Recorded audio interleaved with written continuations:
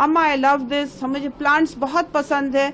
लेकिन सुबह में जैसे वॉक करके आती थी, पौधों पर पानी डाला, वो कभी कभी देखती नहीं थी पौधों की तरफ। ऐसे यार त्विषा, एक तरफ पौधे अच्छे लगते हैं, एक तरफ बच्चे अच्छे लगते हैं, लेकिन पौधों की देखरेख नहीं करना है, बच्चे नहीं पैदा करने हैं।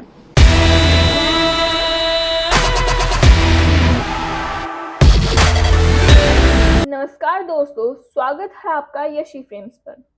आज हम किसी फिल्म की कहानी नहीं बल्कि हमारे ही समाज की एक ऐसी खौफनाक हकीकत की बात कर रहे हैं जो आज भी थमने का नाम नहीं ले रही। हम बात कर रहे हैं दहेज हत्या की। आज हम भोपाल के उस तुषा शर्मा के केस के बारे में बात करेंगे जिसने पूरे देश को हिलाकर रख दिया है।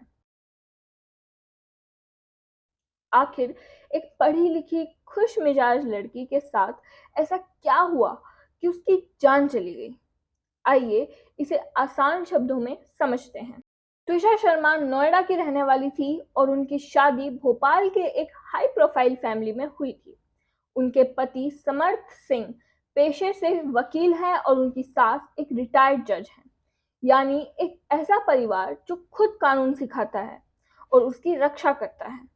लेकिन तुषा के परिवार का आरोप है कि शादी के कुछ समय बाद ही दहेज के लिए प्रताड़ना शुरू हो गई। आरोप है कि तुषा पर उनके पिता द्वारा दिए गए करीब 20 लाख रुपए के इन्वेस्टमेंट और शेयर्स को पति के नाम ट्रांसफर करने का दबाव बनाया जा रहा था।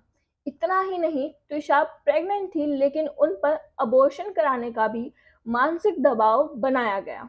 घटना वाली रात यानी 12 मई को तुषा ने अपनी मां से फोन पर बात की और रोते हुए अपनी परेशानी बताई। लेकिन जैसे ही पति कमरे में आया, फोन अचानक कट गया और उसके कुछ ही देर बाद खबर आई कि तुषा इस दुनिया में नहीं रही। तुषा के भाई जो इंडियन आर्मी में मेजर हैं, उन्होंने इंसाफ के लिए लंबी लड़ाई शुरू की है। मामले की गंभीरता को देखते हुए मध्य प्रदेश सरकार ने इसकी सीबीआई जांच को मंजूरी दे दी है।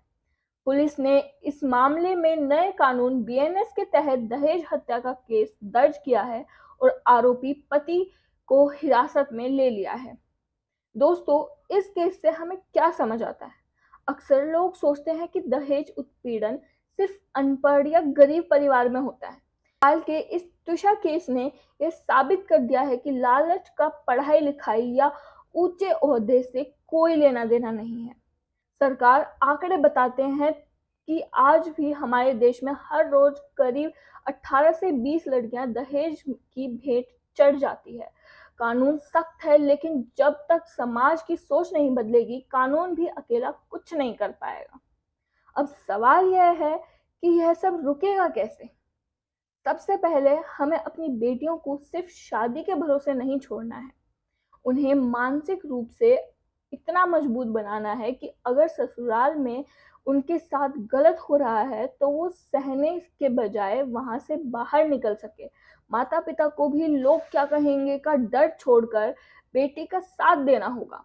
और हम युवाओं को, चाहे वो लड़का हो या लड़की, यह कसम खानी होगी कि हम ऐसी किसी भी शादी का हिस्सा नहीं बनेंगे जहां लेन देन या सौदेबाजी हो।